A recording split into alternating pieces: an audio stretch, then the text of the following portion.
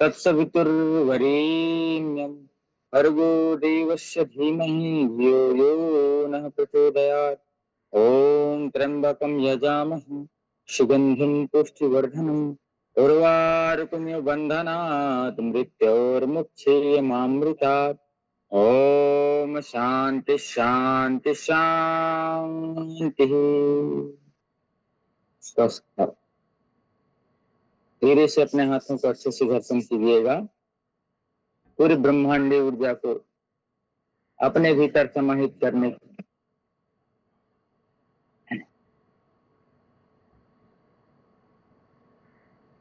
प्रातःकालीन इस बेला में आप सभी का स्वागत है। आपके श्वास के उत्तम कामनाओं सहित हम बढ़ते हैं योगाभ्यास के सत्र में। योगाभ्यास का सत्र मिनिमम आधे घंटे निर्विवाद रूप से अच्छे से चले तो, और आप ध्यान पूर्वक करेंगे तो आपको सफलता मिलना जरूरी।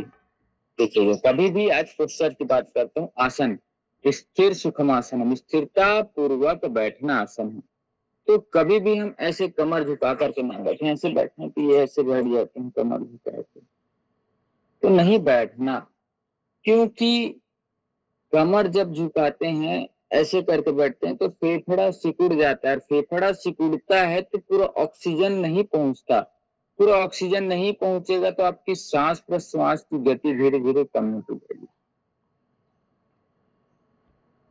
तो हमेशा कोशिश करना है कमर गर्दन सीधे रख करके एक दंडवत अवस्था में ला करके बैठना है। मैंने पहले भी आपको समझाया था और बता देता हूँ कि हमारा जो स्पाइनल कॉर्ड है, रीढ़ की हड्डी, सीधे रहना चाहिए।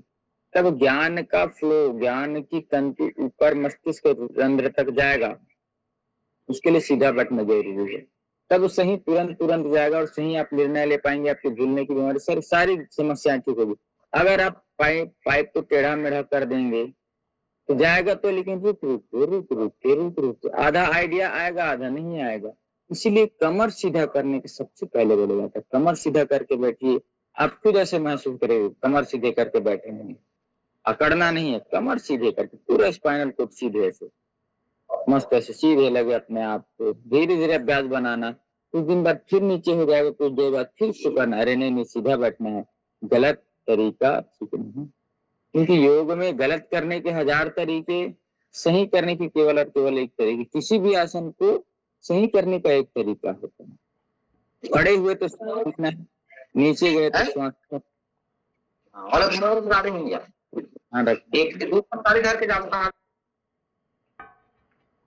चलिएगा। धीरे से गर्दन को खोलने का अभ्यास। नहीं करी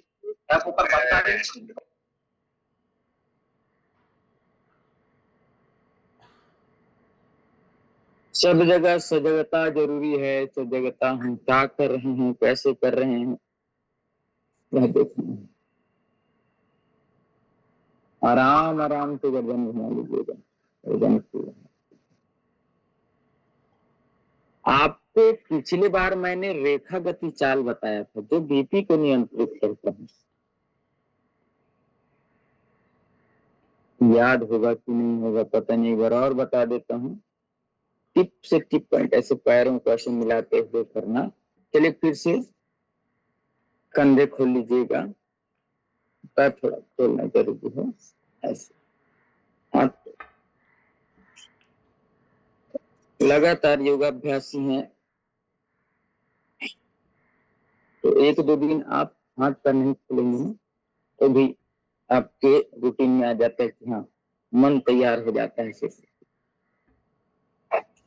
अब हमको खड़े होना है, लेकिन बगैर धरती माता को परेशान किए। जो व्यक्ति स्वस्थ रहता है, फिट है, वो बगैर धरती माता को पकड़े ऐसे खड़े हो जाता है। खड़े हो जाइए, चलिए चलिए अब एक अभ्यास करना है, दोनों हाथ कमर में रखना है, दोनों एड़ी उठाना है, दोनों पंजे उठाना है, दोनों एड़ी उठाना है, दोनों पंजे उठाना है और खिंचाव महसूस करिए। तो एड़ी उठाए हैं तो पीछे के जो भाग है यहाँ पे खिंचाव, ये इससे पेट का ठीक होता है। और एक आगे पीछे देखिए कितना अच्छा महसूस होगा आपको। करिए, एड़ी उठाइए, पंजे उठाइए, एड़ी उठाना है, पंजे उठाना है। करिए करिए करिए, एड़ी उठाइए, पंजे उठाइए, एड़ी उठाइए, पंजे उठाइए, एड़ी उठाइए, पंजे उठाइए, एड़ी उठाइए, पंजे उठाइए। बस अब रेखा गति चाल बताता हूँ। सीधे खड़े हैं तो एक एक पॉइंट है, पूरा ध्यान चलने पे, एक से एक पैर एकदम चिपका हुआ, पूरे फोकस, एकदम चिपका हुआ पैर रखिए। ये रेखा गति चाल, इससे पूरा ध्यान नीचे पैरों पे, 1 इंच भी आगे पीछे नहीं होना चाहिए, सीधा पैरों से पैर चिपके हुए, एक पैर के अंगूठे उंगलियां सामने, फिर पीछे जाइए धीरे धीरे आराम से। यह रेखा गति चाल है। रेखा गति चाल से बीपी नियंत्रित रहता है, मन कंट्रोल रहता है, क्योंकि मन है मनुष्य नाम कारणम बंधु। धीरे धीरे जाना, ये ऐसे अभ्यास आप कर सकते हैं। और बैकवर्ड वॉकिंग बताया था पीछे चलने को आपको, जिससे आपके घुटने बढ़िया रहेंगे, पेट की चर्बी कम होगी। ऐसे पीछे चलने का अभ्यास, पीछे जितना पीछे जा सके। ये पीछे चलने का अभ्यास मैं पहले भी बताया था, जिनको घुटने में समस्या हो और जिनको पेट कम करना हो, तो रोज आधे घंटे तक या 1-1 घंटे तक ये अभ्यास करें, बहुत अच्छा है। इसमें रनिंग भी कर सकते हैं, लेकिन पहले चलना सीखें। अब चलिए, दोनों हाथ कमर में रख करके थोड़ा ऊर्ध्वगति अभ्यास, दोनों पैर जोड़ करके उछलना है ऊपर की ओर, ऊपर की ओर उछलिए। 1 2 3 4 5 6 7 8 9 10 11 12 13 14 15 16 17 18 19 20। अब एक पैर आगे पीछे, 1 2 3 4 5 6 7 8 9 10 11 12 13 14 15 16 17 18 19 20। अब अगल बगल, 1 2 3 4 5 6 7 8 10 13 14 15। चलिए अपने जगह पे चलिए। अब सही। अब अगला अभ्यास, 1 दोनों पैर खोल लीजिए, 2 ऊपर, 3 वापिस, 4 बगल, 1 2 3 4, 1 2 3 4, 1 2 3 4, 1 2 3 4। बढ़िया। अब थोड़ा सा दोनों पैर खोल लीजिएगा, दोनों हाथ सीधे, एक तरफ झुक रहे हैं कमर से, ऐसे स्पीड पूर्वक करिए, गति पूर्वक, ऐसे। गति में ही शक्ति है, और जहां शक्ति नहीं वहां दुर्गति है। ऐसे ऐसे ऐसे। जो रोज योगाभ्यास करेगा उसके सारे पाप, सारे क्लेश दूर हैं। अब दोनों पैरों को खींचिएगा ऐसे, ऐसे अगल बगल। अब एक तरफ मोड़िएगा, अब ऐसे एक तरफ पैर पूरे नीचे, एक तरफ ऐसे तानना, पूरे छाती को तानना, ऐसे देखिए, फिर दूसरी तरफ से करना, फिर भी पूरे जंघाएं मजबूत बनेगी, पैर पूरा मजबूत बनेगा, ऐसा अच्छे से तानिए, फिर दूसरी ओर से।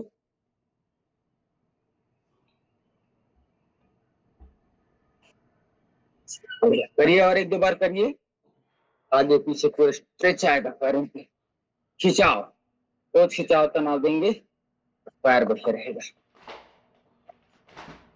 चलिएगा अब एक अभ्यास, पैर ऊपर उठाना, छाती तक लाने का अभ्यास, ऐसे पूरा पैर छाती तक लाने का अभ्यास, जितना ला सके यथा संभव। उठाइए, नीचे लेके आइए, उठाइए उठाइए उठाइए, ऐसे बढ़िया के साथ। ये चलिए, अब आगे पीछे ताली,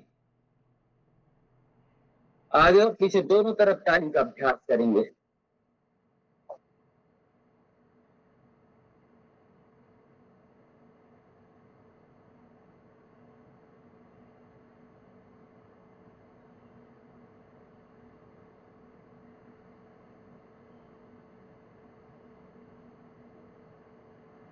ऐसे अब दोनों हाथ पूरा गोल घुमाना है, पूरा गोल घुमाइए 10 बार सीधे दिशा, पहले सामने से घुमाना, ऐसे पूरे छाती को एकदम सीधे तना हुआ रखना है, सीधे ऐसे, फिर विपरीत घुमाना,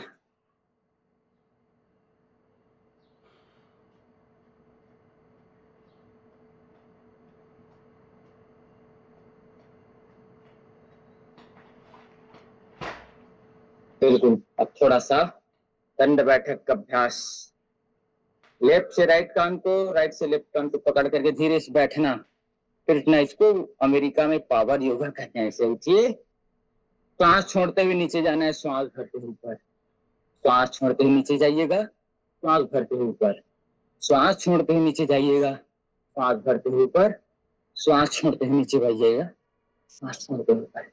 ऐसे प्रकार से पावर योगा का अभ्यास। कल आपको मैंने कदम का अभ्यास बताया था। चलिए, सामान्य अभ्यास जो हम स्कूल में करते हैं वो कर लेते हैं। 1 सामने, 2 ऊपर, 3 बगल में, 4 नीचे। 1 2 3 4 5 6 7 8 9 10 11 12 13 14 15 16, ऐसे करें। अब उसका अगला अभ्यास 1 2 3 4 5 6 7 8 9 10 11 12 13 14 15 16। चलिए सावधान, थोड़ा सा अभ्यास की ओर आगे बढ़ते हैं। और बहुत सारे अभ्यास हैं, लेकिन मैं बाकी नहीं कराता, भुजंगासन कराता हूँ, कोबरा पोज इसको कहते हैं। दोनों हाथ बगल में रख करके श्वास लेते ऊपर, श्वास छोड़ते नीचे। जल्दी जल्दी कर सकते हैं, जो धीरे कर रहे हैं धीरे कर सकते हैं, और जो स्लो करना चाहते हैं स्लो कर सकते हैं। करिए करिए, जैसे आपको स्पीड से करना है स्पीड से करिए, मीडियम करना है मीडियम करिए, फास्ट करना है फास्ट करिए। जैसे आपकी शरीर की स्थिति, आपके रोग की स्थिति, आपके वात पित्त कफ की स्थिति, जैसे हम कर सके। पेट पीठ के लिए अभ्यास, धनुरासन का अभ्यास बताता हूँ। इसमें दोनों पैरों को दोनों हाथों से पकड़ के खींच देना, धनुष की भांति बना देना शरीर को। पेट पीठ सबके लिए बहुत अच्छा अभ्यास, गर्दन के लिए बहुत अच्छा अभ्यास। जहां जहां पे खिंचाव हो रहा है उस खिंचाव को महसूस करना है।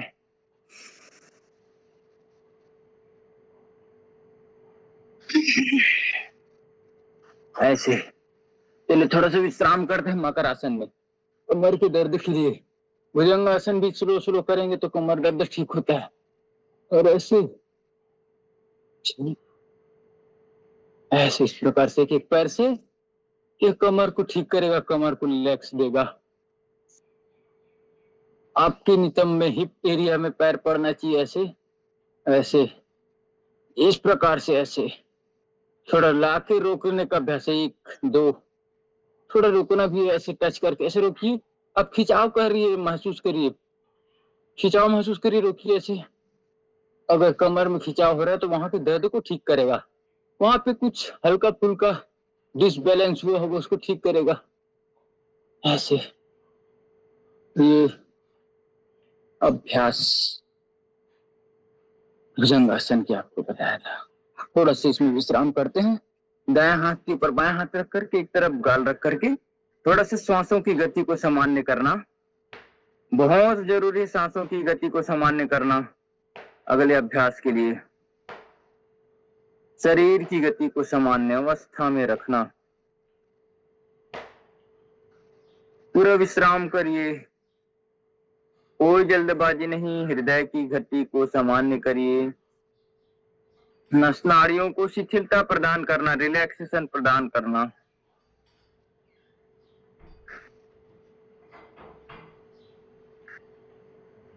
हाँ हाँ पी लो पानी पियो पी लो ना आप पी 5 मिनट अच्छा पी पूरा रिलैक्स कर लीजिएगा शरीर को, किसी भी प्रकार का कोई धड़पड़ नहीं, आराम से श्वासों की गति को सामान्य, मन और चित्त को शांत।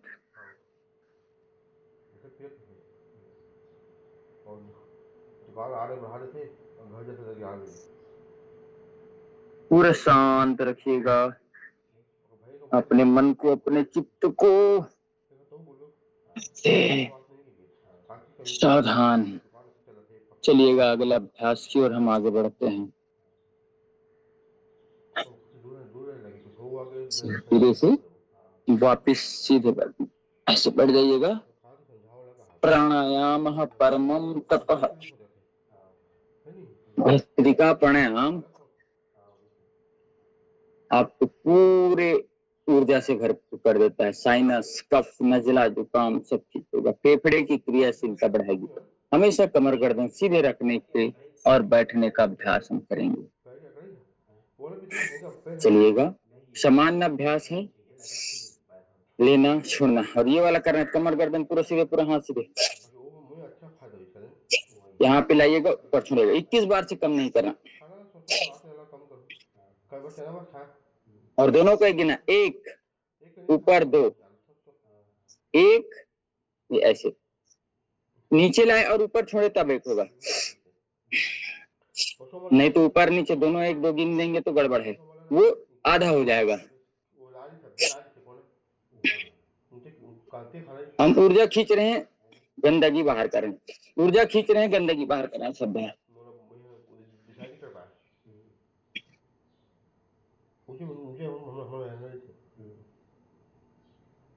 जैसे जिसकी अवस्था, तो धीरे कर सकते हैं तो धीरे लीजिए, धीरे छोड़िए, तो मीडियम कर सकते हैं तो मीडियम करिए, तो फास्ट कर सकते हैं तो। ये पूर्ण स्वस्थ व्यक्तियों के लिए फास्ट। हाथ इतना करने के बाद थोड़ा रिलैक्स करना है हाथ पैरों को, फिर थोड़ा सा रिलैक्सेशन जरूरी। हाथ पैरों से गति दिए तो थोड़ा सा कंधे घुमा लीजिए आराम से।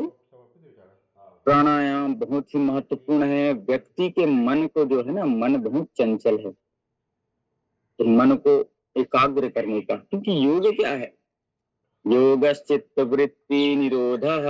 सबसे पहला सूत्र आता है अर्थ योगानुशासनम, अनुशासन पूर्वक हर काम को अनुशासन पूर्वक करना।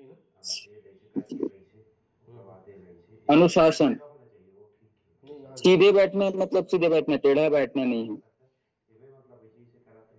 कमर गर्दन सीधे मतलब सीधे, पूरा ध्यान इधर मतलब ध्यान इधर, यह होता है अनुशासन। अनुशासन के बगैर कुछ भी हम रिजल्ट नहीं पा सकते।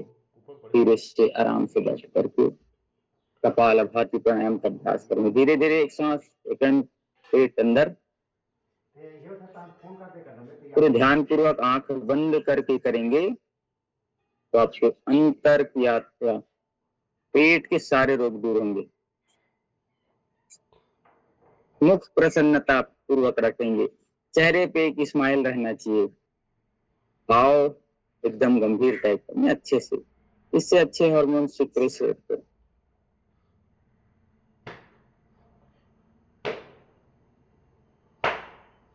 जब भी हंसी का मौका मिले दिल खोल करके हंसना चाहिए।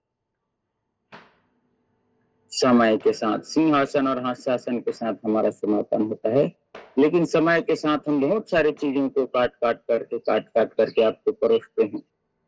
धीरे धीरे पेट अंदर ले जाने का अभ्यास, कपाल भाति प्राणायाम से अच्छे विचार उत्पन्न होंगे। हमेशा अच्छे लोगों के साथ रहना चाहिए। पेट अंदर अच्छे विचार आएंगे ही, क्योंकि पेट साफ तो दिमाग साफ। पेट साफ तो बीमारी माफ कहते हैं, और पेट खराब तो दिमाग खराब, और पेट खराब तो सब कुछ खराब। अगर पेट ठीक नहीं है, कब्ज बन रहा है, तो कब्ज सारे रोगों की जननी कहा जाता है। जितने भी रोग हैं कब्ज के कारण होते हैं, चाहे कमर का दर्द हो, चाहे पेट का दर्द हो, चाहे सर का दर्द हो, चाहे आंखों की परेशानी, सब चीज होता है कब्ज के रहने से। कब्ज मतलब पेट ठीक से सुबह अच्छे से साफ नहीं होना। कई जने को 2 बार में 3 बार में होता है। निरंतरता से कपालभाति करिए, पानी अच्छे से, भोजन को अच्छे से चबा चबा करके खाइए और पानी को घूट घूट करके पीजिए। निरंतरता से कपालभाति प्राणायाम करना। आप सभी ने सुना होगा कि भोजन को पानी की तरह पीना है और पीने को खाने की तरह। पानी को एकदम ऐसे मुंह में रख करके पूरा सेलिवा अंदर जाना चाहिए, क्योंकि सेलिवा बनने में, लार ग्रंथि बनने में 1 लाख ग्रंथियां काम करती है। लार की 1 लाख ग्रंथि काम करती है, वो अनवरत चलती रहती है, हम सो जाते हैं तब भी। तो कपालभाति प्राणायाम का अभ्यास पूरे भावपूर्वक लगन के साथ 5 मिनट, मतलब 5 मिनट पूरे फोकस के साथ अपने चित्त और मन को एकाग्र करना है। अशुभ चिंतन नहीं आएगा। अशुभ चिंतन भी प्राकृतिक चिकित्सा में कहते हैं गलत सोचना ही गलत हार्मोन्स को सिक्रेट करता है और वही हमको बीमार करता है, अनिद्रा की बीमारी ले आता है, नींद नहीं आएगी रात में,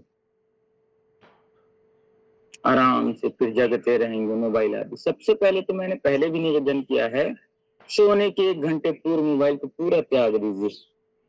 मैंने पहले बताया इमरजेंसी होगा तो इमरजेंसी वाले कॉल करेंगे, मैसेज आपको नहीं करेंगे, या 1-2 मैसेज करके देखेंगे आप जवाब नहीं देंगे तो आपको कॉल जरूर किया जाएगा। तो चिंता मत करिए, चिंतन करिए प्रभु का, क्योंकि ईश्वर प्राणिधान ही सब दुखों का कारण। ईश्वर प्राणिधान करे, सब दुख उससे दूर होंगे।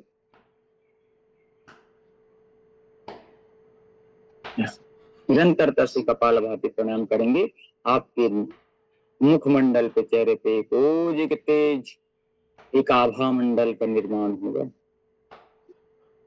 हमें हमेशा सात्विक भोजन करना चाहिए।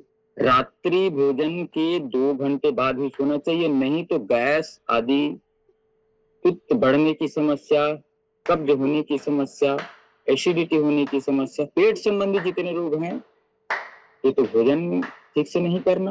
पानी जल्दी पी लेना, भोजन के 1-1.5 घंटे बाद ही पानी पीना चाहिए। खाना समाप्ति के बाद थोड़ा सा 1 घूंट गले में फंसे हुए को क्लियर करने के लिए पी लेना चाहिए। भोजन चबा चबा करके करिए, और रात्रि भोजन के बाद कम से कम 2 घंटे का गैप होना चाहिए। इसलिए जितना जल्दी हो सकता है आप अपना काम करके अपना शयन को लेकर सकते। आप अगर चाहें, आपकी इच्छा शक्ति ऊपर है, जो भी आप काम करते हैं। जैसे जो स्वयं का काम करते हैं ना, तो नौकरी करते हैं उनकी तो मजबूरी है, इतने टाइम मतलब इतने टाइम, लेकिन जो स्वयं का व्यवसाय करते हैं वो तो खुद का राजा होता है। भगवान ने उसको वरदान दिया है कि जा तू खुद राजा है, तू जो चाहेगा वो कर सकता है। तो आप बिल्कुल कर सकते। मेरे को 7 बजे खाना, 6:30 बजे, मतलब 6:30 बजे, कितना बड़ा भी आदमी आए, मैं आधे घंटे बाद मिलूंगा भैया, आप वेट करिए, ये मेरे खाने का टाइम है। कोई कुछ नहीं करेगा, बगल आपका कमरा, आपके केबिन में कमरा चाहिए, आराम से प्रभु का नाम लेकर के खाइए, और उसके बाद अपने काम में फिर लग जाइए। 2 घंटे का आपको टाइम ऐसे मिल जाएगा, और जितना जल्दी सोएंगे उतना जल्दी उठेंगे। मन को साधना है। भस्त्रिका तो पूरे शरीर में ऑक्सीजन का जनरेट होता है, फेफड़े में ऑक्सीजन। कपालभाति करते हैं तो पूरे पाचन तंत्र आदि में सब जगह कपालभाति से हम पाचन तंत्र को, सारे नस नाड़ियों को, अनुलोम विलोम से पूरे वो ऑक्सीजन तो पूरा, भस्त्रिका से ऑक्सीजन सीक्रेट होता है, बनता है पूरे से। कपालभाति से मंथन होता है, और अनुलोम विलोम से पूरे नस नाड़ियों पे रक्त संचरण 72 करोड़ 72 लाख 10,201 नस नाड़ियां मानी गई हैं। उसमें पहुंचता है। और नहीं तो 72 लाख नस नाड़ियों में, तो 72,000 नस नाड़ियों में पहुंचाने का काम करता है। सब हमारे ऋषि मुनि के अलग अलग मत है, सब गहनता के साथ अध्ययन करते हैं, इसलिए अलग अलग बोलते हैं। चलिएगा, अब अनुलोम विलोम प्राणायाम करिएगा आप सभी निरंतरता से। और हम आज के टॉपिक्स की ओर आगे बढ़ते हैं। आज का टॉपिक है मेरा ही है, दुख। दुख क्या है, दुख से बचने का उपाय क्या है, इस पर हम ध्यान करेंगे। आप सभी अनुलोम विलोम प्राणायाम करते रहेंगे। हमारा जो है जीवन, मृत्यु लोग इसको कहते हैं, मरण धर्मा शरीर यह है। तो इसमें मान लीजिए दुख तो आएंगे ही। तो दुख क्या है? संसार में हमने जन्म लिया है तो संसार दुखों से भरा है। आप अनुलोम विलोम प्राणायाम करते रहेंगे पूरे भावपूर्वक। यह संसार दुखमय, चाहे वह गरीब हो, चाहे वह धनवान हो, चाहे वह छोटा हो, चाहे बड़ा हो। कोई मोटा है तो दुखी है, कोई पतला है तो दुखी है, कोई अमीर है तो दुखी है, कोई गरीब है तो दुखी है, सब दुखी है।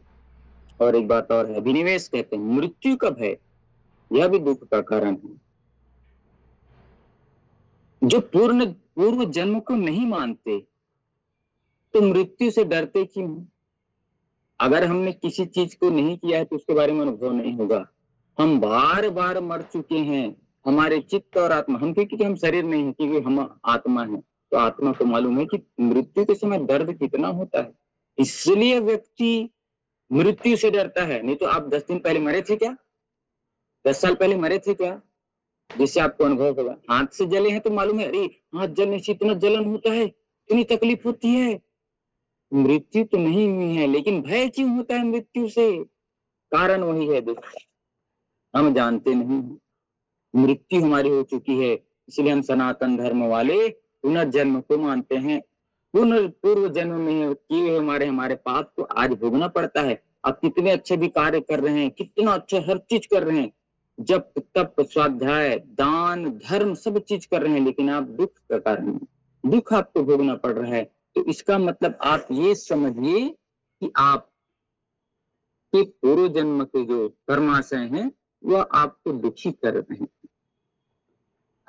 तो यह हमको समझना है। दुख अनिवार्य भी है, इसमें ही वैराग्य होता है। दुख जब आता है ना, तब कहते हैं अरे यार ये तो जीवन इतना कमा रहे हैं, ये है, आखिर में सब तो मिट्टी का मिल जाना है, ये सब सोचते हैं। दुख जब आता है ना, तब हमको आत्मबोध होता है। जब कोई हमें दुखी करता है ना, तब आत्मबोध होता है, सच्ची चीज का पहचान होता है। दुख कब होता है? जब हम अपने प्रियजनों से बिछुड़ते हैं,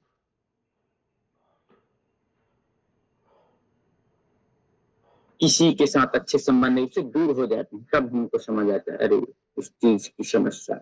दुख का कारण है समुदाय, बहुत सारे समुदाय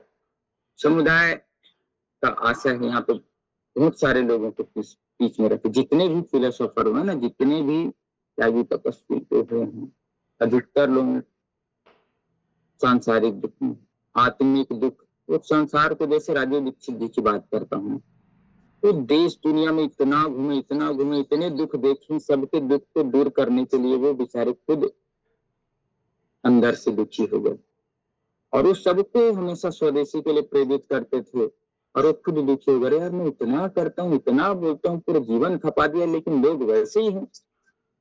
मांसाहार मत करो बोलते हैं, मांसाहार ही करते रहते हैं। सुबह जल्दी उठो बोलते हैं, लेट से। ऐसे आत्मग्लानि हो जाती है। तो जो समाज सेवक अच्छे दिल से करता है, उसकी भी आयु बहुत कम होती है। एक तो अपने आप से बोलता है प्रभु मेरे को जल्दी ले लीजिए। शंकराचार्य जी 35 से 40 वर्ष की आयु में गए, आद्य शंकराचार्य जी। स्वामी विवेकानंद जी भी 45 साल से 40 साल के अंदर ही गए। जितने भी महापुरुष देखिए, सब अंदर गए, जो देश समाज के लिए सोचते। तो हमको सत्य को समझना है।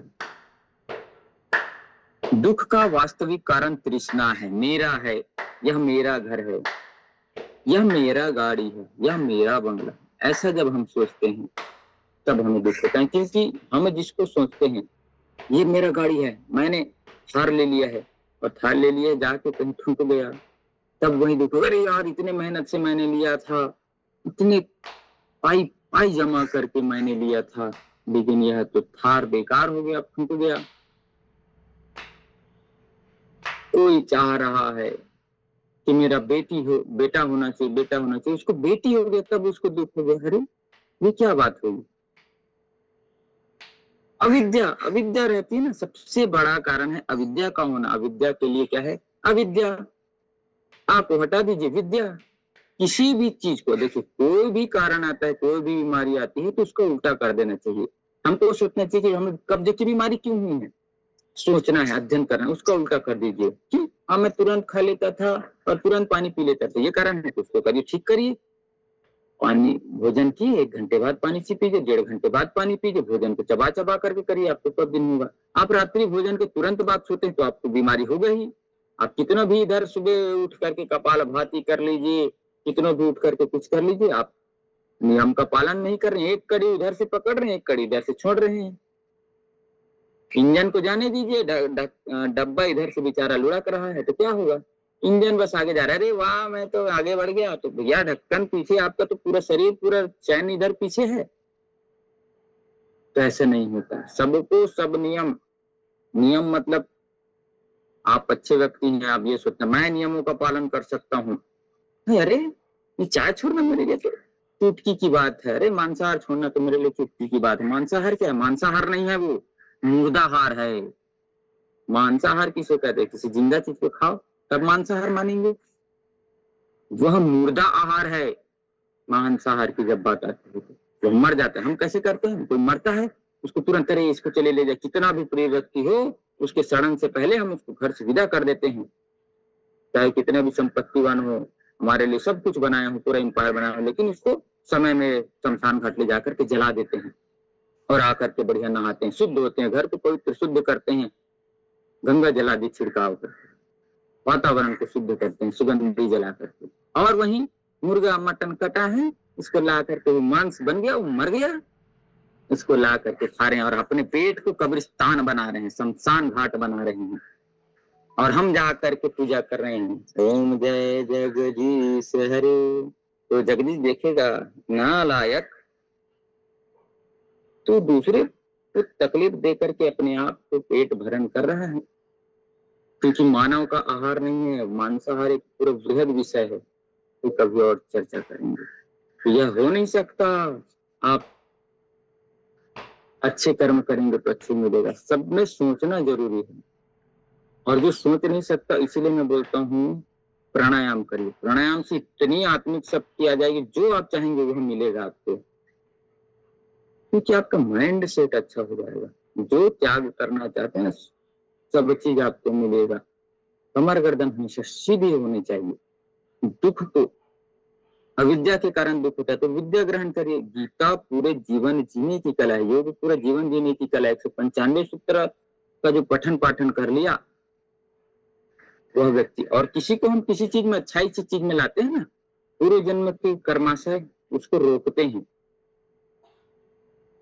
उसका पूर्व जन्म का प्रारब्ध नहीं कटेगा तब तक अच्छे मार्ग में आ नहीं सकता। हम किसी को योग में बुला रहे हैं, वो आएगा ही नहीं, 2 महीने 4 महीने 6 महीने से लगे हैं, तब समझ लेना कि इसके सर के ऊपर, इसके मस्तिष्क में पूरी जो पुरानी समय के जो पाप कर्माशय है वो नहीं हटा है, तब तक ये अच्छे मार्ग में आएगा नहीं। मंदिर जा नहीं सकता, पूजा कर नहीं सकता, तो पूजा में मन नहीं लगेगा, उसके अच्छे कर्म में, योगाभ्यास नियम पालन में होगा ही नहीं। जब तक उसके पुण्य क्षीण नहीं होंगे, पुण्य का कर्माशय आगे नहीं बढ़ेगा, पाप क्षीण नहीं होंगे, तब तक वो आगे नहीं बढ़ सकता। नहीं तो हम बार बार बोलते रहे, चलना भाई आज जुड़ना ना क्लास में, चलना आ जाना ना क्लास में, हाव हाव बोल देगा, लेकिन उसके पाप कर्म उसको पकड़ के रखे, रे तू कैसे जा सकता है, मेरे चंगुल में है अभी। तो यह हमको समझना चाहिए। और संस्कार जो है खरीदा नहीं जा सकता, संस्कार को है ना, वो तो परिवार से आता है और संस्कार लगे रहते हैं। संस्कार को भी कुछ देर के लिए रोक देते हैं कर्म से, अरे वो अच्छे संस्कार वाला है लेकिन हम तुमको तो नियम का पालन करने नहीं देंगे, ये भी होता है। क्योंकि दुख सब है, कोई तन दुखी, कोई मन दुखी, कोई धन बिन रहत उदास, अजी थोड़े थोड़े सब दुखी, सुखी राम जी के दास।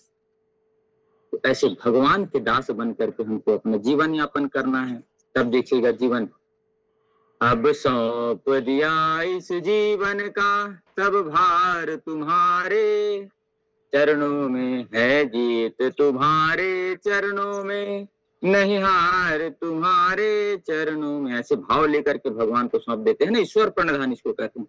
अपना मेहनत पूरा करना और उसके बाद आखिरी में सौंप देना, हे प्रभु मैंने इतना मेहनत कर लिया, अब जो भी आप प्रसाद दोगे मैं ग्रहण करूंगा। ऐसे भाव लेकर के आप चलेंगे तो आप दुखों से निवृत्त होंगे। दुखों से बचने का कारण है अष्टांग योग। दुखों से बचने का जो कारण आपको पता चलेगा अष्टांग योग से।